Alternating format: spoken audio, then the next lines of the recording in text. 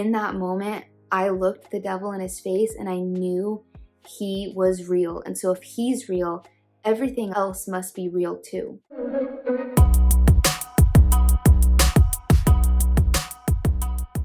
Hey you guys, welcome back. This is both the Raised and Redeemed podcast and YouTube channel. So today is a very important day. I'll be honest, I'm super nervous because this is something I've postponed for a couple of years now, but I just feel like God has placed it on my heart that I'm not interviewing anybody else this week, but I'm giving my personal testimony. It's so much easier to have guests on the show and to ask them their story and to share tidbits about myself here and there, but to actually sit down and do my full testimony, I postponed it for a few reasons. One, I wanted to be sure I was really on the other side of hell before giving it, and so here I am. And then two, just, I want to make sure that I tell it well and I tell it right. So I've been reading Acts and I've been reading about Paul and him being sent to prison, being persecuted by the Jews, and being taken in front of all these different Roman rulers. And every time he gave his defense, it was essentially his testimony. And in each of those instances, it gave the person hearing his story, his defense, the opportunity to hear the good news of Jesus. And most of them ignored him, but many people listened and are still learning from that, and their eternities are changed because of it forever. Still now, we're still reading about Paul and what he did and how he told his story. So I know that, if my story can help at least one person, then that's enough for me, but the internet is crazy, so go wild. So I want to give you a brief overview of what my life is like now, just so that as I get into my testimony, you see the 180 that happened and you have something to contrast it to. So now I live in Florida with my sweet and loving husband. We've been married for a little over a year now. We live here with my dog Doge, he's still in the picture if you've been following the channel for a while. So my husband's a realtor and I'm currently employed in marketing. I have this Christian podcast, YouTube channel. I lead a women's Bible study. We're really active in the church. We just did the prep for marriage class, even though we're already married, and just, a variety of things like this. And overall, there's just peace in my heart with my life and with all of my relationships. And there's a true sense of integrity, which is something that I never had before Jesus began to transform me. And what that means is I'm the same person out in the world as I am behind closed doors and in secret. So everything is finally in alignment, because secrets and darkness, it always finds a way to come out into the light. And the way it came out for me was an explosion. To give you a brief outline of just some of the things that Jesus has saved me from, that looks like an abusive and demonic childhood upbringing, which led into lots of rebellion, not knowing my worth, sexual immorality, witchcraft, substance abuse, strip clubs, toxic relationships, and the list goes on. I find that the more that you know that you are saved by grace, the more you are willing to be open with these kinds of things. And also, when you know you've done a 180, when you know you're on the other side of it, it gives you the freedom to share about the things of the past, because you know that's not you anymore. You know that was your old life before Jesus gave you a new one. So Jesus knew even then, even when I was denying him, even when I was rebelling, that he would eventually use me as a living testimony. So I was born into a lineage of addiction. My parents were drug addicts. My mom was 17 when she got pregnant. My dad, 21. They were not expecting me. They were living the fast life. I stopped them in their tracks, but not for too long. They believed in the Bible, but they just didn't follow it at all, which is crazy because they believe in God. They called themselves Christians, but there was also all this drug and alcohol abuse, which is still witchcraft, opening portals to the demonic. And then more blatant witchcraft too of tarot cards being brought into the house, Ouija boards. My dad dated only strippers. My mom was a stripper. Lots of her friends would overdose and die, so she would use Ouija boards to try to connect with them, even though this woman knows her Bible. So it's just crazy to me, the things that you'll be swayed into doing out of, mere curiosity. So the way I describe my childhood is really like I grew up in hell and I started seeing really scary paranormal things from a really young age. And, I wouldn't be able to sleep at night between the screams of my dad's girlfriends because, like I said, he was very abusive. And then just the terror I had being in my room alone in the dark and feeling these dark presences all around me. And I even began to see things too as I got older. And I thought it was ghosts.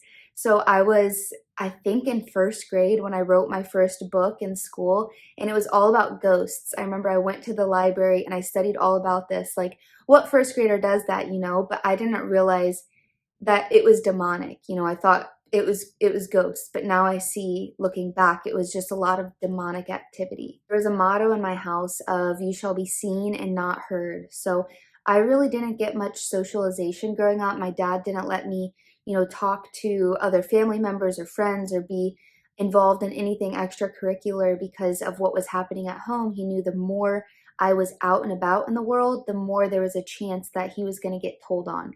And to just kind of go back a little bit, I was 3 years old when the abuse and the cheating and the lies and the chaos got too much for my mom, so she left. And then she fell really deep into a heroin addiction that started with her being at the strip club. And she found out like her dad wasn't really her dad. The guy she thought was her dad died of cancer. It was this whole thing. And I pretty much lost my mom at that point. And it was just, she was in and out of prison my whole life. Sometimes I'd be able to see her, but most of the time my dad didn't want me anywhere near her because of, random boyfriends and just things like this. I never really had a church life until my dad started getting in more legal trouble. I grew up in a really small town in Indiana where the pastor of the church was also my dad's lawyer. So that was the main reason we went. I didn't know at the time that my dad's minor cocaine, weed, alcohol addiction was turning into a full-blown meth addiction. So he had moved us out to the middle of nowhere. And like I said, the abuse just continued to get worse and worse, especially for me too, as I got older and started resembling a woman more.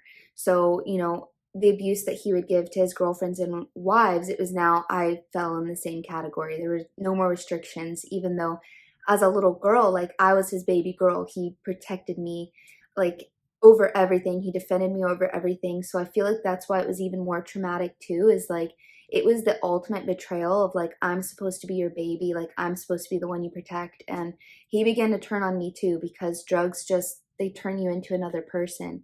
And I remember having like really brutal weekends and mornings, and then we'd have to go to church and we'd all be crying. Everybody would be a mess, or hair pulled, his wife beat up, and then we'd pull into the church parking lot and he would tell us all, like threaten us that we better get a smile on our face before going in there. So I always felt like at church I wasn't safe and I was always hiding something, and I didn't feel like I belonged with the other children.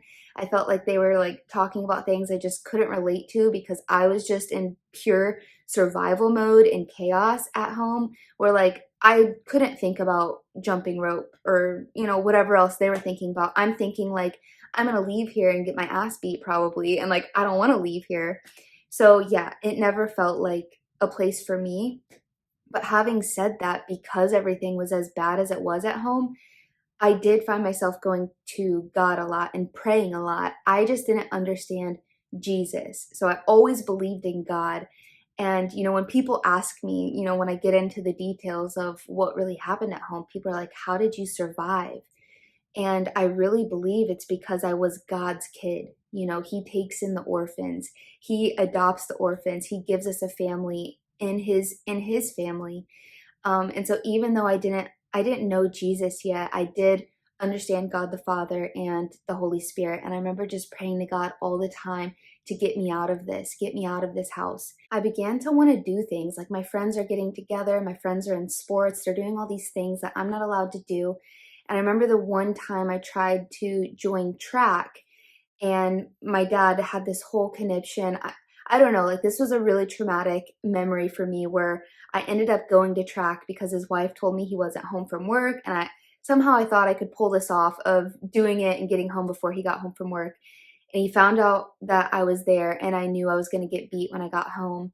And so that's just one of the examples of like I wasn't allowed to go anywhere if it wasn't the woods behind the house. So I hung out a lot just in nature with my animals. And then there was an animal rehab next door, but like I wanted more. Like I wanted to know what it was like to have a boyfriend and to hang out with my friends and do stuff like this. And so then I ended up meeting somebody on the bus who really I met his sister, and she put me in contact with him. And it was one of those weird like texting relationships when you're a little kid and you send each other selfies. And so I was 12 and he was 15. And it's really, disgusting looking back, but at the time I thought I was so cool. I thought I was so mature. I thought he really liked me. But he was dating somebody, and I'll never forget, her name was like Kaylin or something like this. And he would tell me like all the things that they would do together, like sexual things. And I'm over here like I've never even had my first kiss. But then he would like break up with me and get back with Kaylin because she would do these things. So I eventually ended up sneaking out one night to go meet him in person for the first time. Terrible idea. My first time ever doing that. 12 years old, riding a bike in the middle of the country, like 2 miles away at midnight. And I get to his house and I'm thinking, maybe like Max will have our first makeout or something like this, just something, just something. And it ended up going all the way, and I lost my virginity that night. And I don't remember it being like a traumatic thing. I just didn't know. I didn't know how to say no. I didn't even know if I wanted to say no. I feel like when you're a kid that grew up in abuse as well, like your boundaries are always, always crossed. So you don't even have boundaries. You don't know your boundaries. And then even if you do, you don't know how to speak your boundaries. The thing was, is like I didn't feel bad about it. Like there was a part of me that felt proud of it. And honestly, like as messed up as it all is, and how, I would never want that for any of my little sisters or any young girl, because this set me up for, the next years, so many years of the same kind of behavior and trying to redo that scenario to be better. And but having said that, I do feel like this was a pivotal moment in my life where I came back and I felt more powerful. I felt like this was one thing that I did that my dad couldn't stop me from. And I began to feel like, I could stand up against him too. So this leads up to one of the craziest weekends in all history of experiences with my dad, where he beat his wife with a belt. I heard her crash to the floor. I heard my baby sister crash to the floor. And all these years, I'd never told anybody. I would hint to guidance counselors and stuff like this. And they would always tell me, like, if there's abuse, we'd have to call the police. So I would always just, okay, no, I'm not telling anybody anything. But this day, like, I was used to being abused, but now I have a little sister that's involved in it too, that's having to experience it too. And I just felt this anger, like this righteous anger go all through me. And I looked at my stepsister where we were hiding behind a pool. We just always would hide out when he got bad so we didn't end up in his line of fire.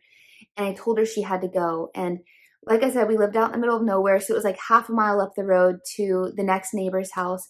And it's this elderly couple. And there's no way they would have been able to do anything, but it was our closest refuge. And so she went. My dad and his wife come out, and they're both screaming at me, like the audacity of the wife too. Like, we're trying to help you. Besides the point. And my dad is just like, how could you? Like, how could you let her go? Like, you should know better than this. And I was like, okay, like, I'm going to go get her. Don't worry. And in my head, I'm thinking, okay, this is my opportunity to get out as well. So I run up the road. I know exactly where she is. I get there. This old couple just happened to be having a family reunion, like God's perfect timing, because if it was just them, we would have been so screwed. But they had their son-in-law open the door, had me come in. This family helped us get out of the situation. In the meantime, my dad is like threatening the son-in-law. He comes back with his shotgun and busts in all the windows of this house. Like, this is how nutso, guys. And so we get up the road. I stay the night with my grandparents that night. My stepsister goes back to her dad's house. And my dad is in jail this night. They finally found him after seeking him down in the woods. It was this whole chase. So I'm thinking, okay, so he's in jail now. But then the next morning, his old red, candy apple red Cadillac comes pulling in the driveway. And I knew that he was coming for me. And I remember him chasing me around the island. I run up to the barn because there's nowhere for me to go. So I like dart out the door, up the barn. There's this highway of cars passing by. They see it, but nobody stops to do anything. Like, I don't know what anybody would even do in that moment. And I just like stop, and he grabs me by my hair and drags me all the way up the driveway. And I know he's going to try to shove me in this car. So I slip out of the hoodie and I run from him, and I was headed in for the gun that was beside my grandpa's bed. And he pushes over my grandparents in the way of trying to get to me. They fall over in the driveway, just like igniting my fire even more, you know. And I get into the house and I grab the gun, and it was like time stopped because I've never stood up to him like this. And I'm walking down the hallway, and as soon as he opens the front door, I meet him there with the gun in his face. And I'm thinking in my head, you know, he's going to realize that this has gone too far, that he's done too much, you know, some kind of responsibility where his 12-year-old daughter that like loves him so much and has never done anything crazy like this would be to the point of pulling a gun on him right now. But no, I don't know if you guys have ever dealt with a narcissist or an addict, but it was instantly like my fault. Like, how could you? So yeah, he wrestles the gun out of my hands. Of course, I wouldn't have shot my dad anyways. And then we just sit there looking at each other, and he's just like looking at me with disgust. Like, he's the one that's betrayed, guys. So I end up having to go back with him. You know, I'm there for a while. He's just telling me how disgusting I am and how I might as well have shot him, and just all this gaslighting. This is why I literally walk around with so much guilt all the time. My husband always catches me and is like, you didn't do anything wrong. Like, you have nothing to feel guilty about. You did the best you can. Like, about every little thing. Like, did we stay long enough? Like, did I say this to where she could tell that I cared about her? My husband's like, chill. But I still carry this with me from these experiences. It goes deep, you know? So anyways, I go back to my grandma's house. That next morning, I get a restraining order on him. Now CPS is involved, this whole thing. And that's when the cops realized that he had a whole meth lab going on in that trailer. So long story short, my dad ends up going to prison for 5 years. And my little sister moves in with my aunt, who lived about 45 minutes away. And I now lived with my grandparents. I became so rebellious because not only was I brought up with no values, but now I had complete free reign as well. And so I remember I started, you know, sneaking out even more and partying with my friends. I started doing pain pills. My friend would bring her dad's random prescriptions to school, and we would do them literally at school. I did spice, I did weed, I did alcohol.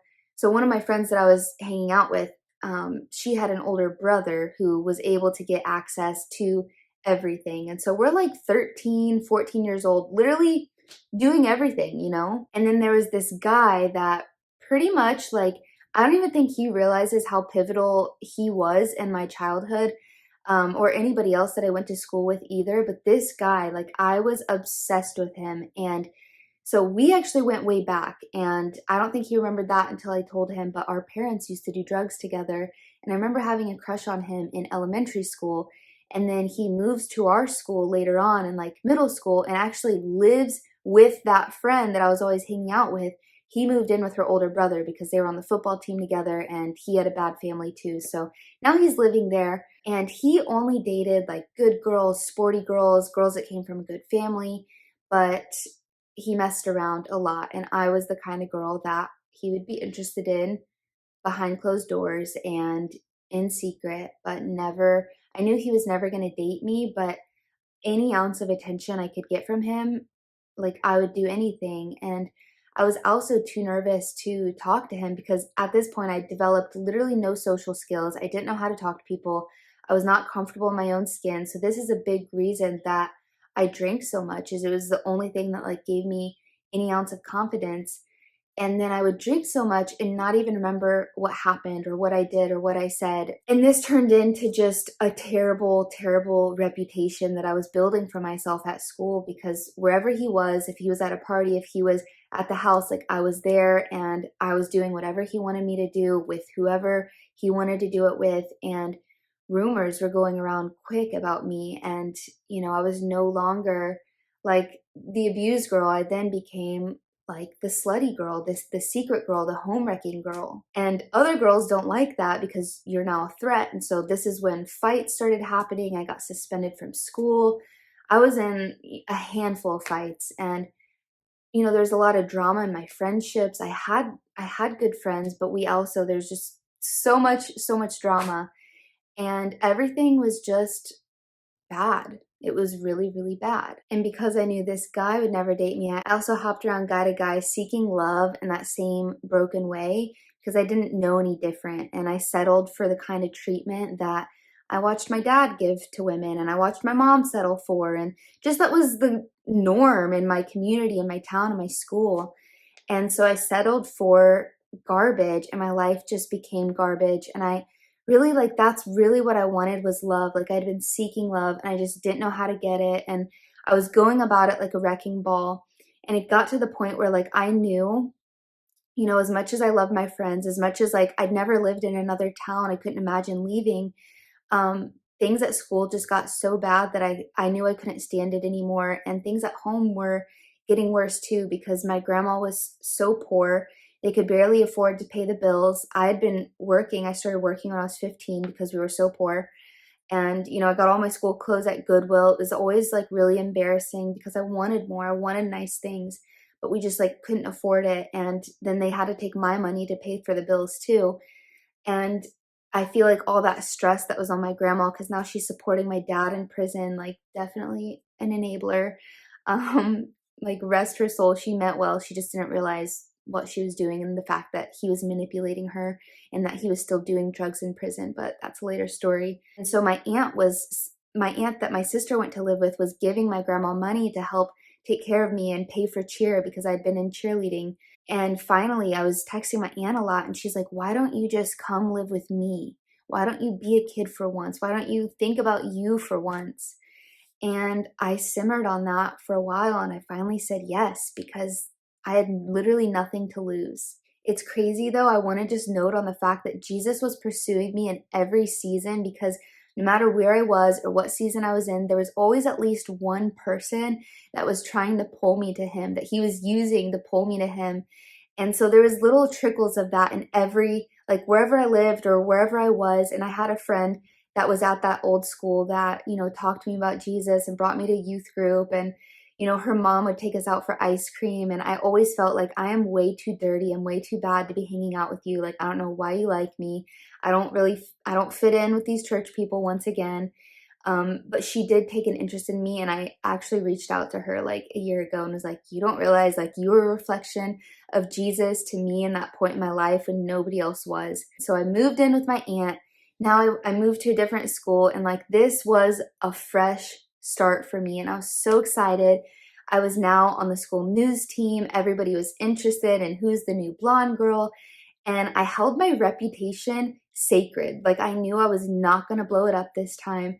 I still partied a lot, and I was friends with everybody. I was friends with the party kids, with the smart kids. I always got all A's and did really well in school and was in the college credit classes, but I'd also be messing around, getting high, getting drunk, finding parties. And then my aunt got on my case because she's like, I know you lived like this before, but this isn't going to fly under my roof. So I respected her, and I didn't want to lose this fresh start that I got. So I did keep it more low key after that, but I was still doing the same things, but just more low key. And then I got a boyfriend in this town who really was just a big stoner. So my life did get more quiet. If I wasn't at work, I'd be with him. And so I wasn't getting in as much trouble as what was getting in before that. I also took this time to get really serious about my future and about college. And I literally applied for scholarships like a madman. I'd always had this scarcity thing. And it's something that Satan continued to use, was this fear of lack,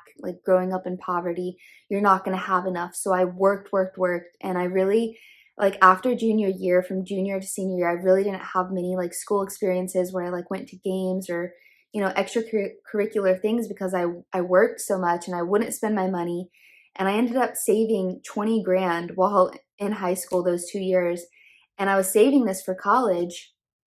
And I ended up getting a full ride scholarship to IU.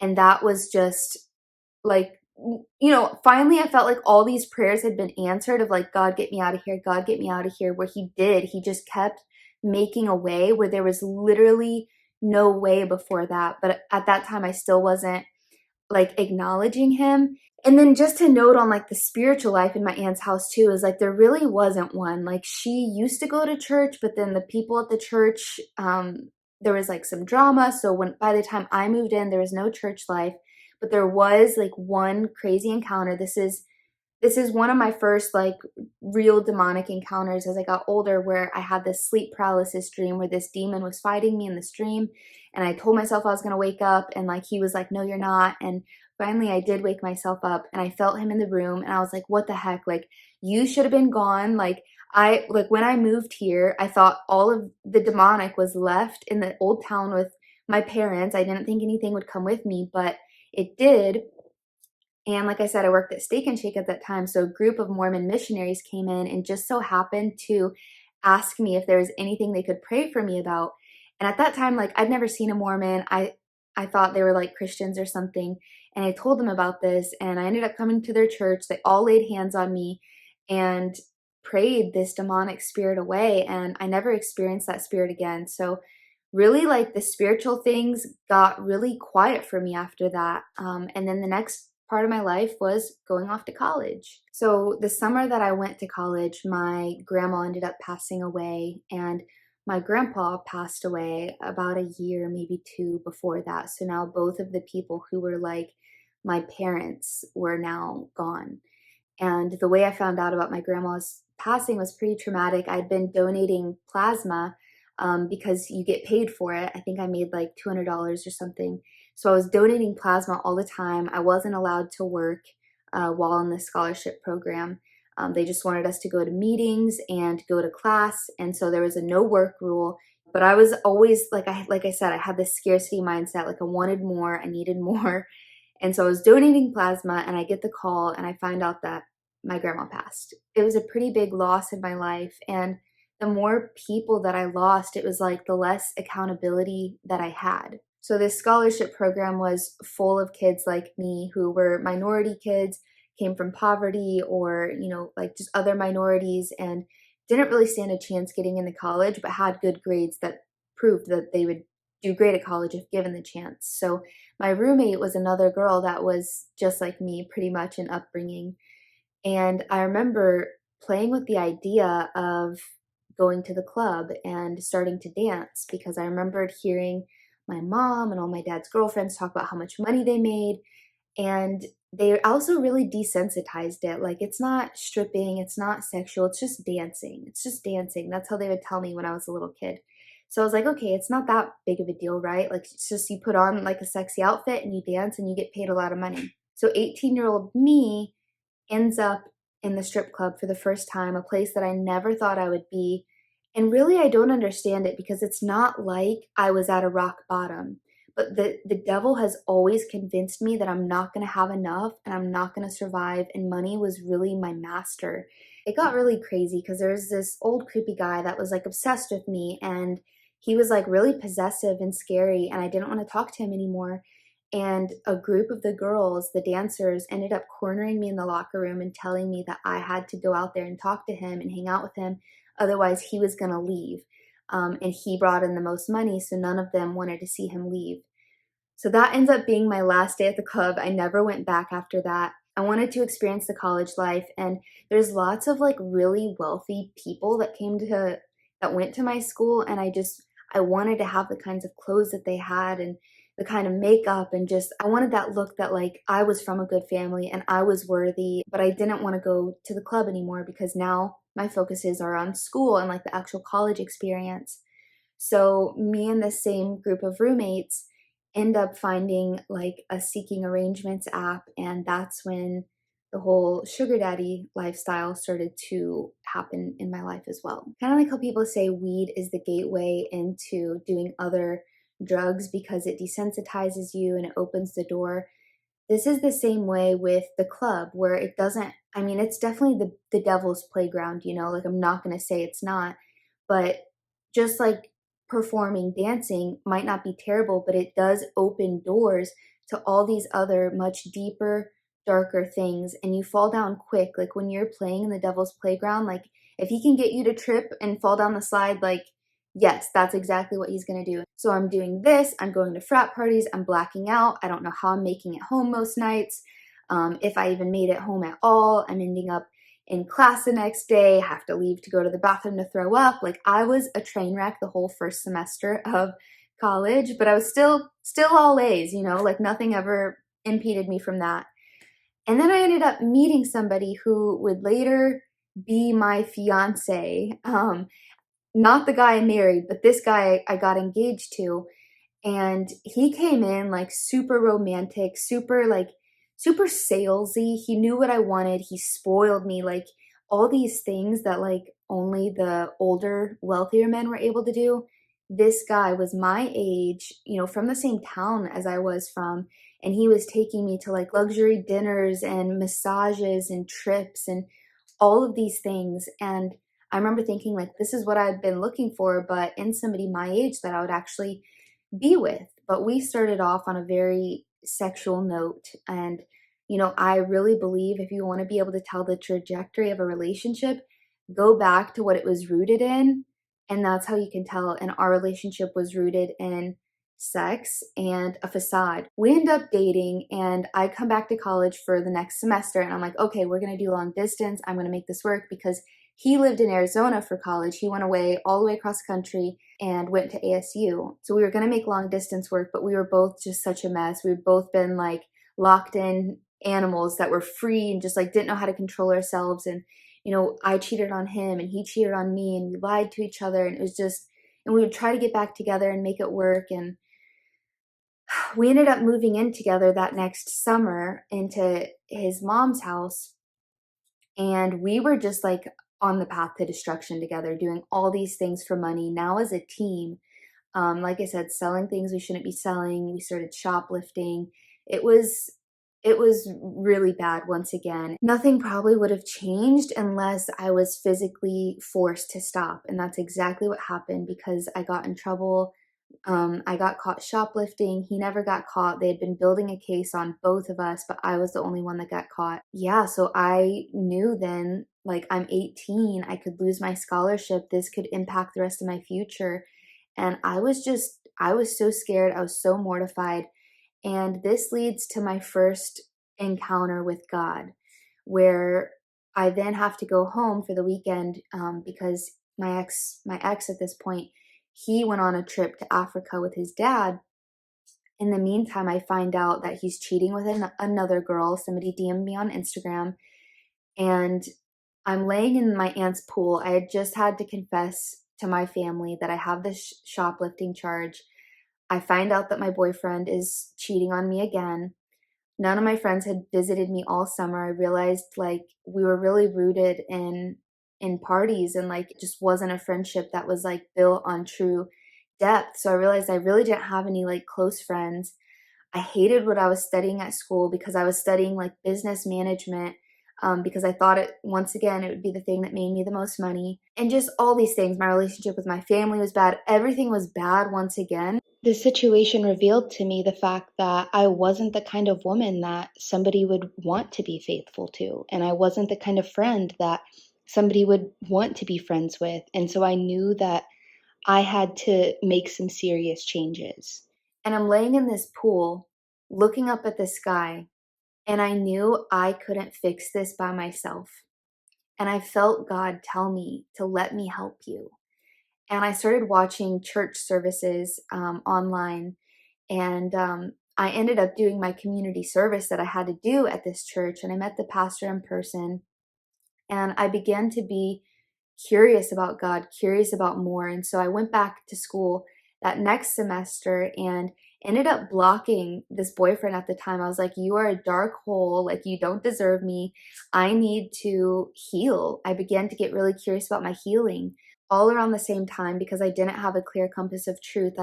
Yoga came into my awareness, plant-based living. I had really bad acne. So I'm thinking like, I'm realizing the connection between the internal and external. And I'm like, okay, so I have like angry emotions that are flaring up, and I've got inflammation. So I got to eat better and no more animals, and I need to do yoga.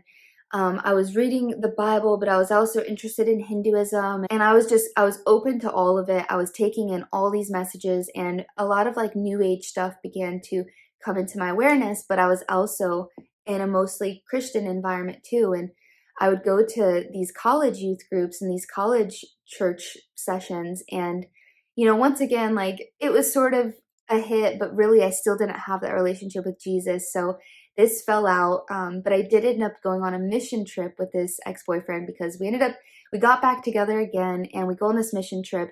And I'm still at this time like telling everybody like I'm not a Christian, but I believe in God and I know there's a Holy Spirit, but I didn't believe in Jesus. I didn't claim him as my Lord and Savior.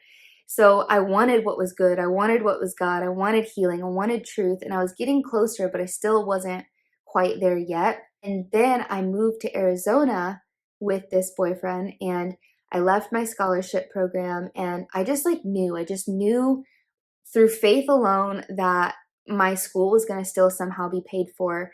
And it was. And I didn't know how it was going to happen. It was a whole summer of like trying to figure out logistics. But I get there and yeah, so I find a way to finish my degree online. It's still covered by the government. And this yoga teacher training school that I had actually researched a year prior and thought, okay, well, it's all the way in Arizona. There's no way for me to go there. Ended up being right down the road. And so I started hanging out with the yoga community. And that's where I met my first friends in Arizona. So that was my environment. And once again, anything connected to the devil is a slippery slope. You fall in quick because it started really subtle. Like I'm seeking healing. I'm seeking truth. I'm seeking, to help others heal now because I had come from such a toxic upbringing and I finally started to find some peace within myself. And so I wanted to like learn how to teach that to others. So that's when my YouTube channel started. It started as a yoga channel of me like teaching meditations and yoga. And then I actually ended up going to this yoga teacher training. And that's where I met my first spiritual teacher. And this opened the door to now tarot cards and goddess circles, witchcraft circles, white witch practices. Even Jesus was being brought up, but I was so appalled by Jesus. Like I was literally like somebody would say the name Jesus and at this point like it would send me into like an emotional like PTSD like reaction because I just felt like I had been so brainwashed. I felt like the church was just this man-made patriarchal means at controlling people, and the way I'd seen my parents do it was just, terrible. Like they didn't live like Christ at all. They didn't follow the Bible. So, they were a bad reflection, a bad example to reference, but this was my only reference. And then all the Christians I did know, I felt like it was just hypocritical and ignorant, and I felt like I had all this intellectual and spiritual superiority and I'm healing and I'm breaking chains and I'm progressive and finding a new way. And I just got this big spiritual ego and this broken, insecure, acne-faced, quiet, shy girl began to feel power for the first time in her life. The practices got deeper and darker because, like I said, one door opens the next, and now it's shrooms. I'm doing lots of shrooms, and then it turns into sex magic, which at that time, like I thought it was like a beautiful, like universal energy. I didn't realize that the Kundalini spirit was demonic. I didn't realize that sex magic was literally practiced by the founder of Satanism as a means of like manifesting and like this warping of like trying to be God and trying to have God power. At this time, I didn't, honestly, like I thought Satanism was fine. And I started to think that even Satanism was misunderstood by the world. That's how, I think there's a verse in the Bible about how in the end times, people will believe that bad is good and good is bad. And I was that brainwashed where like Christianity repelled me, and I was down to consider Hinduism. I read the whole Srimad Bhagavatam. I went to these Hare Krishna circles.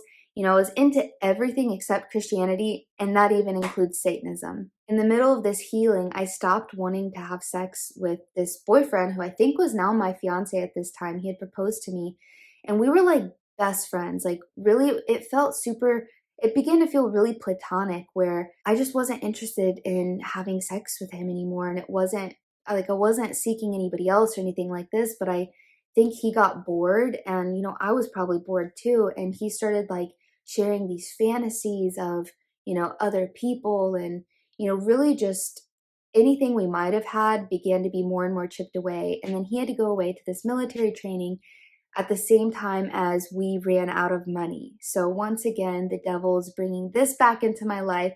It's another test. What are you going to do? You don't have money. What are you going to do? You know what you can do. I ended up back in the club, and my fiance at the time like thought it was hot. While we were best friends, like he wasn't a godly man. He didn't have Christ in his life. His family was Christian, but he also repelled it at this time. And so there was no like attempt to protect me or to dissuade me from this. He was like, "Yeah, like do it. That'd be hot." And he would come and get lap dances from other girls. And I also viewed this as a form of female empowerment, where I was like, I framed it in my head as like, this is another part of my healing, of me taking my power back, of me learning to be like a boss woman and making my own money. And really, I just believed all these lies, and I didn't realize how toxic this was going to be for my soul to go back in this environment. While I was here, of course, you know, the easy, quick money, the ways of getting that easy, quick money, all of these things came back into my environment, and that became my life again. You know, history repeats itself if you don't stop it. And I ended up meeting two people while I was here. One that gave me the money I needed to move out of the house with my ex-fiance, and two, the man that directly or indirectly ended up leading me to Jesus.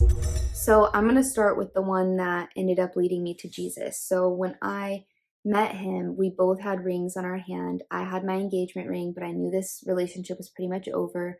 And he had a wedding ring and also wore a cross around his neck. And I was like, I didn't realize this until later that he was wearing this cross. And I was like, oh, brother, like not a Christian.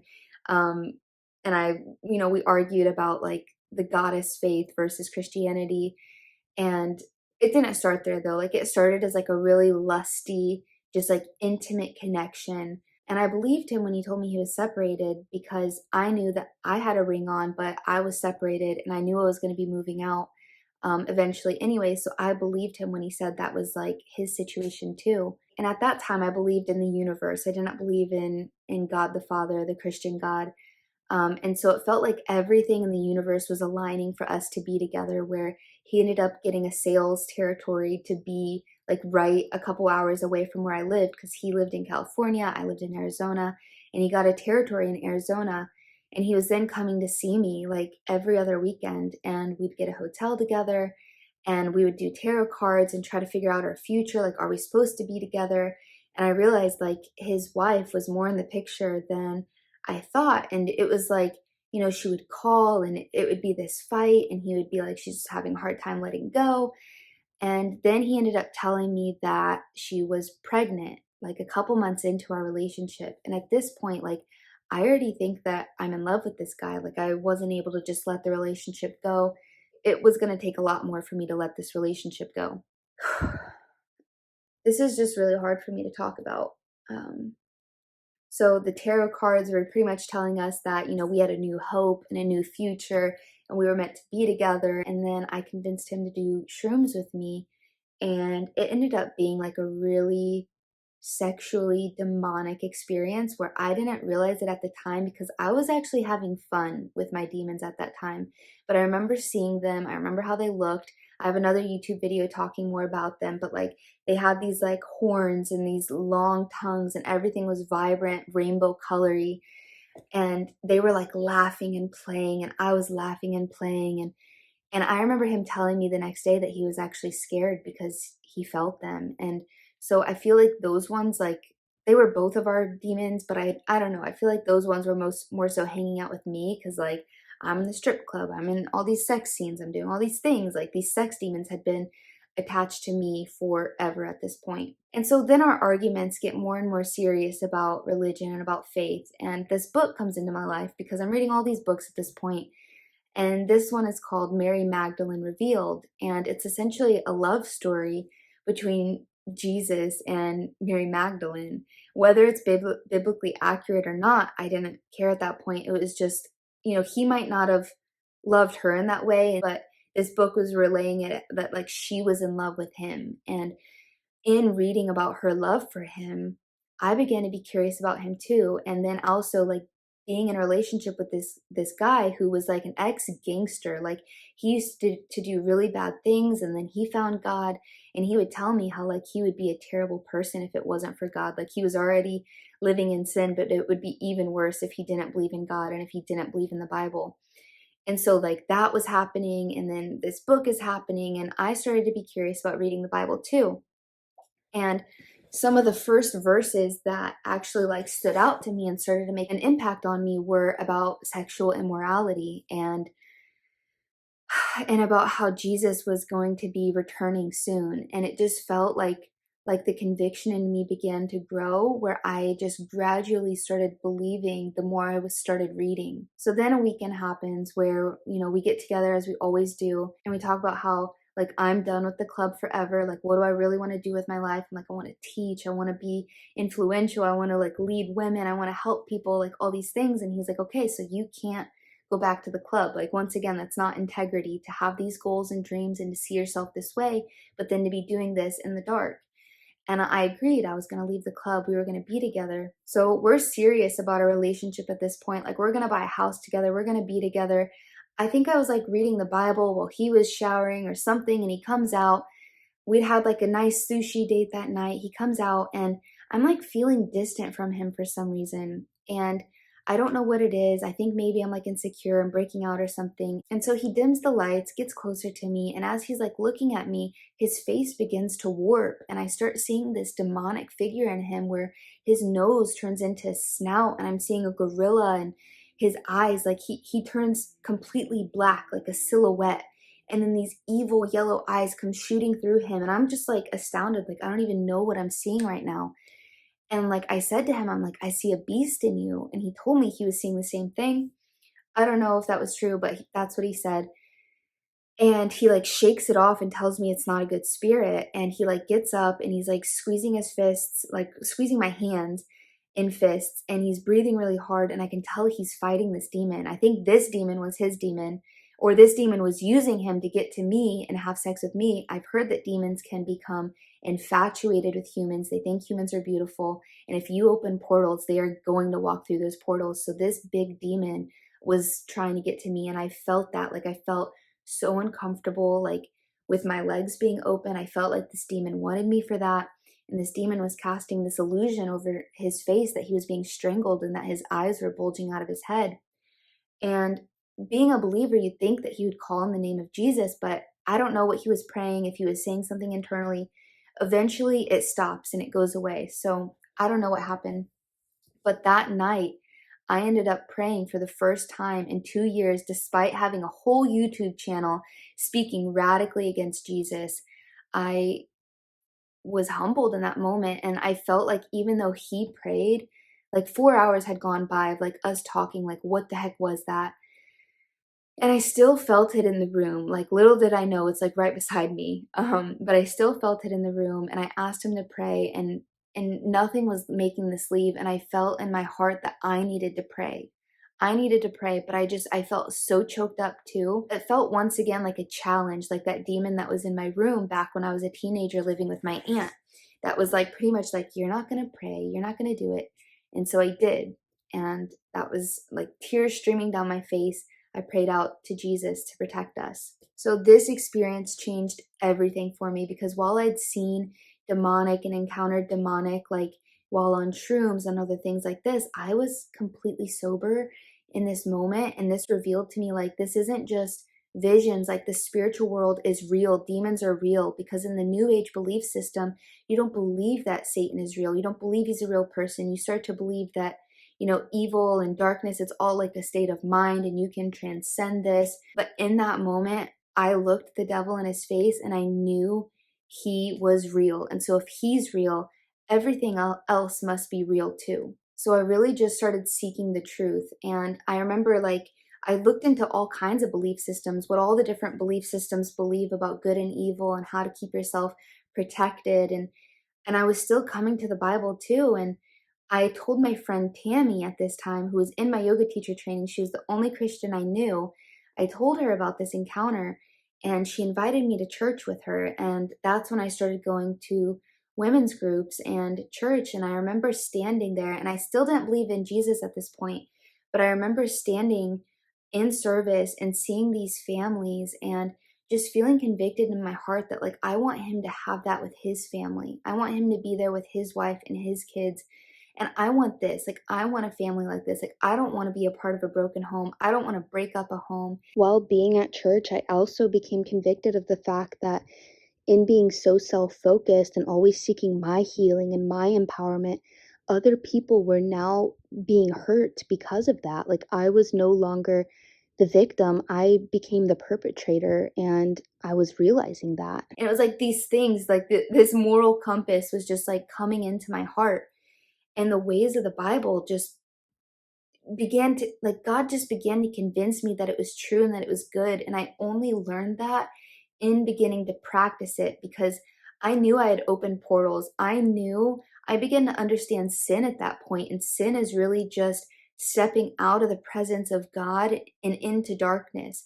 And that's where, you're open, like you step out into the universe, you do these drugs, you have sex with these people, you play with these tarot cards or these other spiritual things, and you step out into the universe without a shield of protection, without the covering of the blood of Jesus. And that's exactly what I did. And I was ambushed and I knew it. I knew I was vulnerable. At this point, I knew I wasn't powerful. I knew I wasn't God. I knew that there was nothing I could do to fight this demon. And so even if all these other religious practices of keeping evil away were maybe good and true, I knew I couldn't do it on my own. And that was one of the main things that led me to Jesus because I knew I needed his help to do it. I remember I started going to these freedom classes and these, like I said, these women's study groups. And my friend Tammy, I would tell her about these things. And like, maybe I am still supposed to be with him, but we fight these spiritual battles together. And like, maybe like I'm really his person. And I remember her telling me something that changed everything, where she goes, God isn't the God of confusion. He's not going to go against his own word. He's not going to bring these relationships that cause you these scars. Like something sent this guy to you, but it wasn't God. It wasn't God that sent him to you. And so we had even discussed, me and this guy, that, because we were looking at houses, we were looking at making the next steps together. And we wanted to know because like it was a big move for him. It would have been a big move for me. We were both equally as confused. We were both equally as in sin and being used by the devil without realizing it. We didn't know. And so we knew that the next thing that we had to do, God was placing this on both of our hearts, was to be abstinent and figure out, is this really what we think it is, or is this of the flesh? And, I fell short and I struggled with this, but I began to just get eyes to see. And I felt this spiritual warfare happening all around me. And every time I gave in to him, I felt like the demonic got a stronghold back into my life. And I knew I couldn't give myself to him anymore. And I knew I couldn't be a part of it. Like he was never going to leave me. I had to leave him. I was the one responsible and I made that decision. And he became really vicious at that point. Like it was like his true colors were really revealed in practicing abstinence, where I no longer had this rose-colored foggy vision of him and of what it was. I now saw it clearly, and that the demonic brought us together, and that what he wanted from me was sex. And that's what I'd always given. And I knew at this point, like I was not giving myself away in that way anymore. And so I confessed this. I confessed it in my groups. I confessed it to my pastor. I went to these prophecy prayers. I just began to be really like into the church, and I knew that there was like evil all around my apartment. And I remember like just feeling like I'd pray, I'd bring holy water in, I would do anything. Like I cut this relationship off. Like spiritual warfare became serious to me. Anytime I was afraid, I'd put on worship music because I'd feel this warfare. I'd feel the demonic. And I remember looking at my Medusa statue because I had all these icons. I had all this Egyptian stuff and, statues, Medusa, and like tantric, like Hindu statues and all this stuff. I had all these books of like sacred knowledge, but it wasn't sacred knowledge. This was, eating the forbidden fruit. It was eating knowledge that's out there, but knowledge that has both good and evil. And, it's a little bit of truth, but it's twisted to not be the full truth. And, You guys, I just had so much stuff. I literally was taking trash bags of books to the dumpster, tarot cards to the dumpster, statues to the dumpster. And just little by little, I began to feel more free from this demonic stronghold that was over my life, not just in the past couple years, but since I came onto this planet. I began to learn more and more about who I am as God's daughter and not as what my reputation had been, not who the world told me I should be or who guys thought I should be. I began to really learn who God created me to be, and the fact that I was his beloved daughter, and he saw me as sacred, and he saw me as redeemed. And I wouldn't have been able to do this had I not been doing this at my church and in these small groups with these women who just poured into me, poured into me. And I confessed so much to them, like, we can't fight these battles on our own. And I knew that. And I would say these things that, like, I was still ashamed about because I was still living it in the moment. That's why I can share with you now. I'm not ashamed because there's no condemnation in Christ. I don't live that life anymore. That was the old me. But at that time, I still felt shame because I knew I was still living it. I knew I was still struggling with it. And they helped me every step of the way get out of that lifestyle that I had lived in. And I wanted to know because, like, I'd seen the demonic, right? And, like, the Bible was proving itself to be true to me. God was convincing me.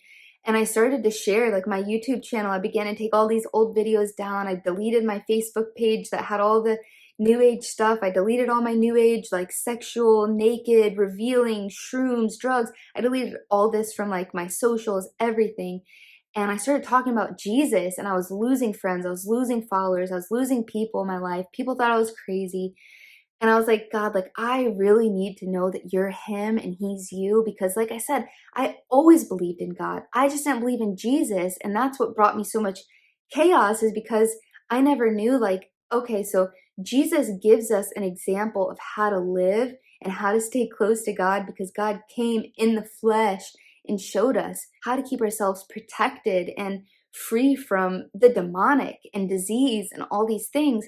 And so I now had that compass of truth, but I needed to know, like, for real. And so I was praying to God all the time, and he hears us. He wants to answer our prayers. And so I was praying, like, I need to know that it's you, that it's Jesus. And so I had a couple of dreams back to back.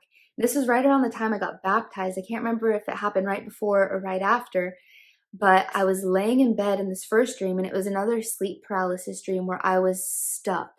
I was stuck in the deep, dark demonic. I can't remember what exactly happened, but I just remember feeling stuck and terrified and restless. And I was so afraid the next day. I started a new job. I'm like, maybe this is a sign about the job. I don't know. A few days go by, and I have the follow-up dream to this, where it's another sleep paralysis dream where I'm stuck in the deep, dark demonic. And I feel myself, my body gets lifted and thrown into, like, this black abyss. And then I wake up, and then I think I'm awake, and I'm walking around my apartment thinking, like, okay, that's weird. I feel really eerie.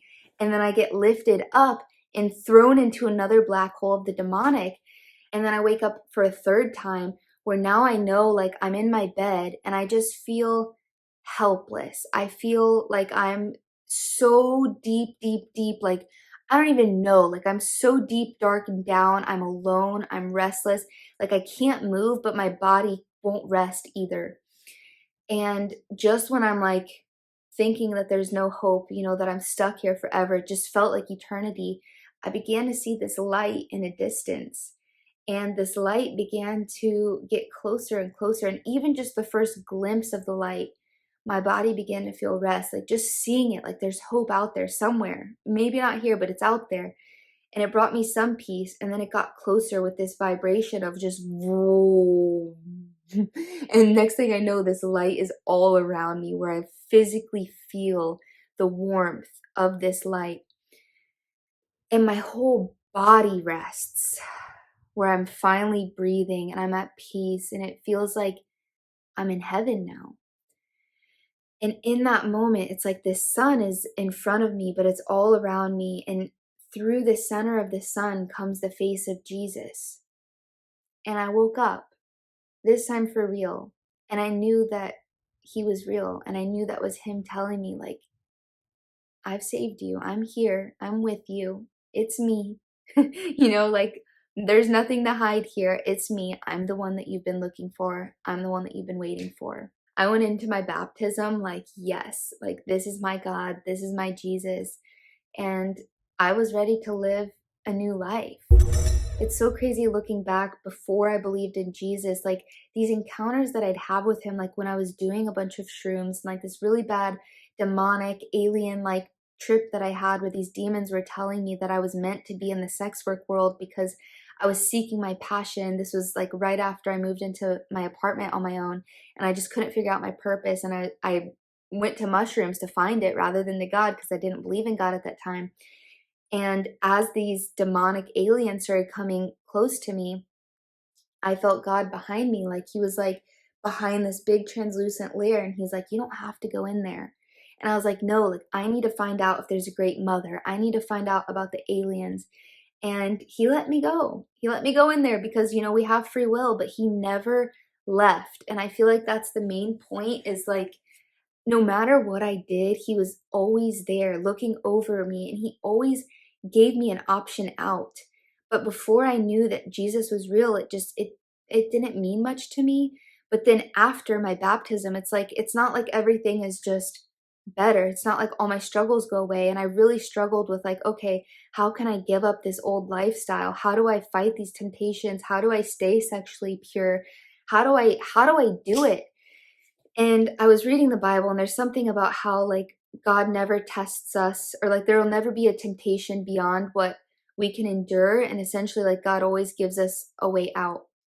And so whenever I would feel a temptation, I would literally like have this visual of these voices, of a demonic voice telling me the temptation, and then of how I respond to it in the name of Jesus. Like, no, like I'm not doing that. I don't have to do that. I'm free from that.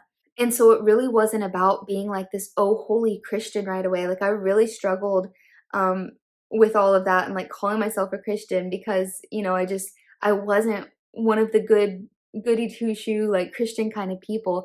But I did have an encounter with Jesus that led me to believe in him and make me a Christ follower. And so it wasn't about me being perfect. He didn't need me to be perfect.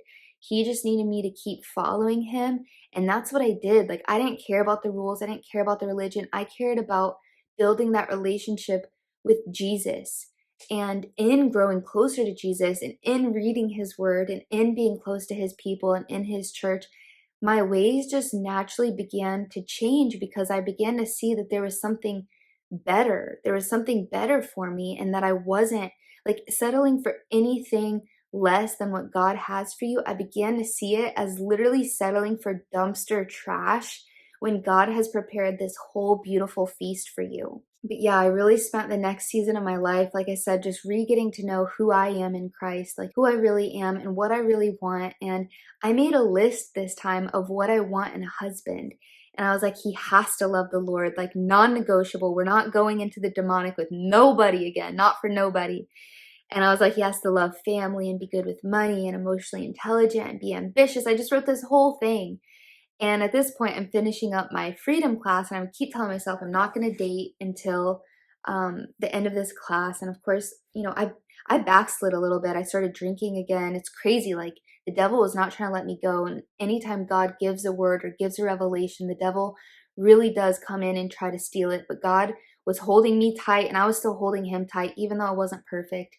And so I write this list and I post it on my Instagram story of what I want in a husband. And at this point, like, I'm like interested in finding somebody, but not just anybody. Like, I really wanted to find my husband, the one that, you know, would lead me closer to God, that would make me holy before God. And so I was just so intentional. And that's actually how I met my husband.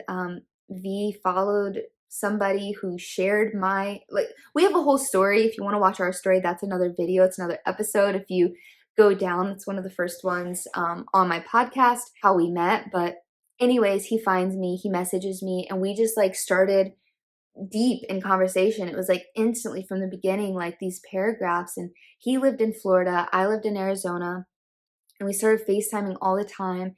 And I like told him everything right from the get-go. Like, I was just baptized. This is what God saved me from. I told him, I was like, we have to do Bible studies together. Like, And he was eager, he was excited to do it, and that's what the foundation of this relationship was. So going back to a point I made earlier, you can tell the trajectory of a relationship based on its foundation. Every other one of my relationships was rooted in, toxicity, sexual immorality, drugs, just overall sin and scars, sin and scars. And this was the first relationship that had no scars and was rooted in God and in intention of being righteous before God.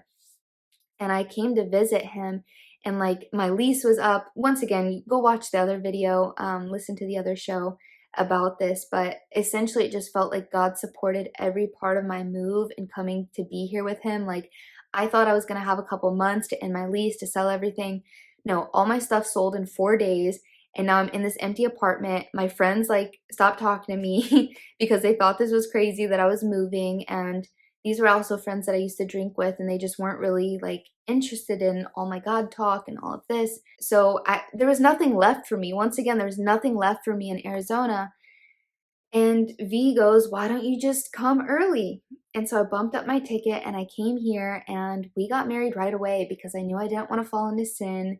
And I knew I would have, because it's always been a struggle, like the sexual purity and all this. And I felt like he was my husband and he felt like I was his wife, and we just like full sent it. Really, like a bulk of the spiritual warfare came after that, because once again, anything God has for you, anything God tells you, anything God reveals to you, the devil does try to come and steal it right after that. So that'll be another video too of surviving year one of marriage. But now it's like it's not perfect, but it's beautiful, and I love my husband so much, and I know that God has blessed this marriage, and I understand now, like, marriage is so sacred, and two flesh are really coming together as one, and it's no wonder that when you rip one away and they're involved in all this sin, it opens room for the demonic to come in when that separation happens.